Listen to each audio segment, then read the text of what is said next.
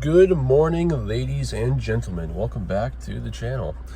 Today's video is going to be a little bit of an interesting one, but I feel like I should make this video just to clarify some things up. But without further ado, you'll get a cup of coffee and a donut. So I'll get back to you guys as soon as I get that coffee and donut. You know, I swear to God, this thing takes forever to go up, and watch this. Suspension is non-existent. And of course, you guys couldn't forget the notorious Dunkin' run.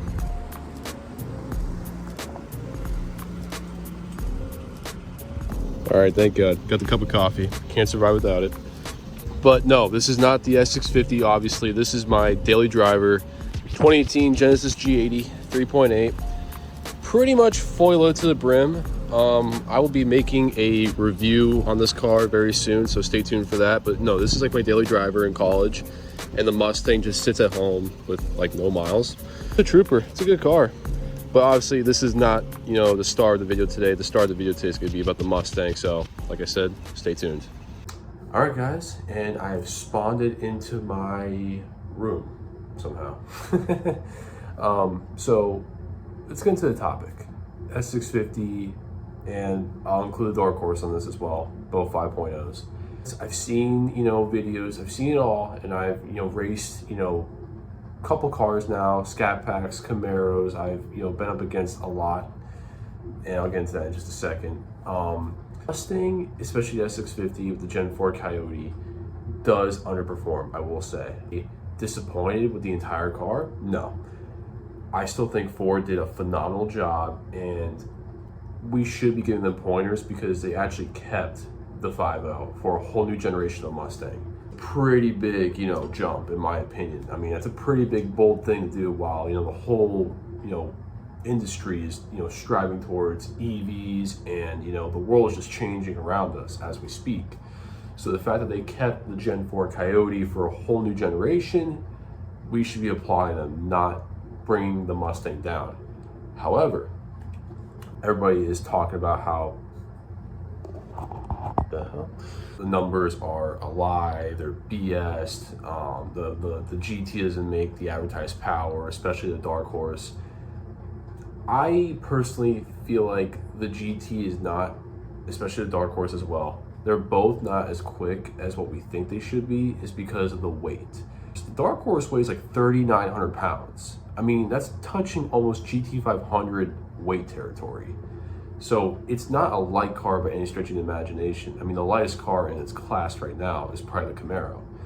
And unfortunately, the Camaro is going out of production, as we all know, which RIP Camaro. But that the Mustang still deserves credit because they kept the 5.0. They still offer a Tremec in the dark horse. Now, let's get into the dark horse. I don't think it's worth 75 grand or like 80 grand, however much they're going for now. Even like upwards to 100,000 I've seen. It's not worth that much. It's just not. At the end of the day, it's a GT with a handling package with some nice aesthetic looks on it. Let's just put it like that. So to me, I don't think it's worth the, you know, $40,000-$50,000 delta from like a base GT to a dark horse. I don't think it is. And it sucks because the only way to get a Tremec is if you go for the dark horse now. You know, there's no more GT350. The Mach 1 is essentially a modern, you know, the dark horse is the modern day Mach 1. So same thing, let's just be honest. 500 horsepower. A lot of people are questioning, where did Ford get that 500 horsepower from? Is it because of the intake system? Is it because they did a different tune? Where are they getting the extra, you know, delta of horsepower between the 486 from the GT to the 500 horsepower crank to the dark horse? That is due to the GT500 connecting rods. Yes, they actually put GT500 built internals into the Coyote. That's the only thing they did to really achieve the 500 horsepower to the crank that they got out of the dark horse, which also gives it a little bit of a different sound. If you compare a stock GT to a stock sound of a dark horse, they sound very different, but very similar too, in tone, I should say. In all aspects, the dark horse is cool. I like it. I think it's a different marketing thing that Ford was going after. it's the new boss, and it's the new everything. It's a combination of all the Mustangs into one. I just can't justify the $40,000 difference between a GT and a dark horse. And not to mention, mostly every dark horse that's out there, as I mentioned, is like upmarked like $20,000-$30,000 over MSRP. So you're paying a substantial amount of money for a car that already has the V8 from the GT.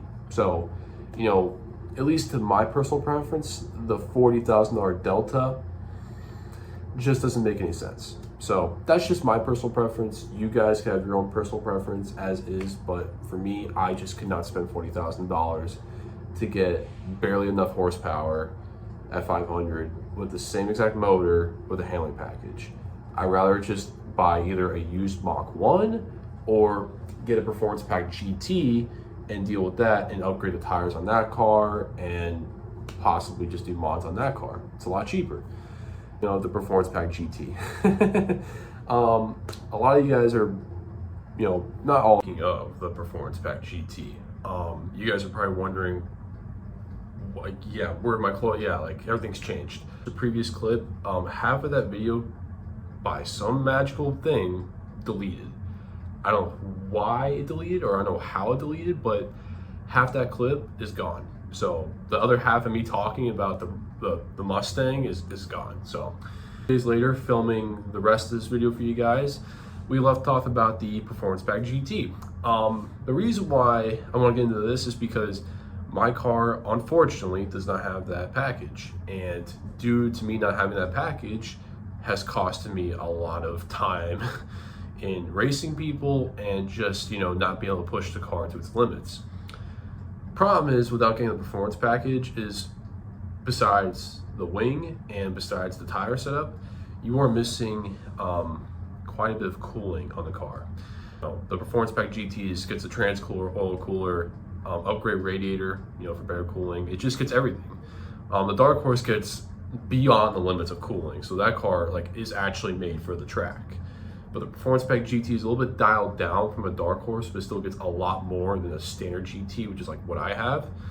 And so it really affects me when I'm trying to race people or trying to do anything on track, because you can't really push the car to its limits because it doesn't have upgraded cooling. You just can't. The cars get heat soaked by the time you reach, you know, optimal temps. And once you reach optimal temps and push the car beyond its limits, it's gonna heat up real fast. And I noticed this when I was running my buddy's M4, which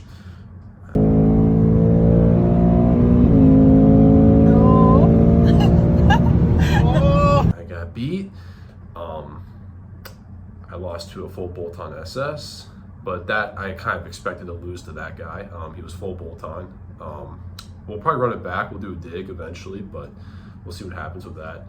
I did beat a scat pack from a roll, but it was kind of damp outside, and you know, the conditions with traction was just not that good. I did notice when I was running all those cars that it was performing good in the beginning, obviously in the beginning, but towards like the middle of when I was doing these runs, I noticed that the temperatures were just exceeding, you know, above normal.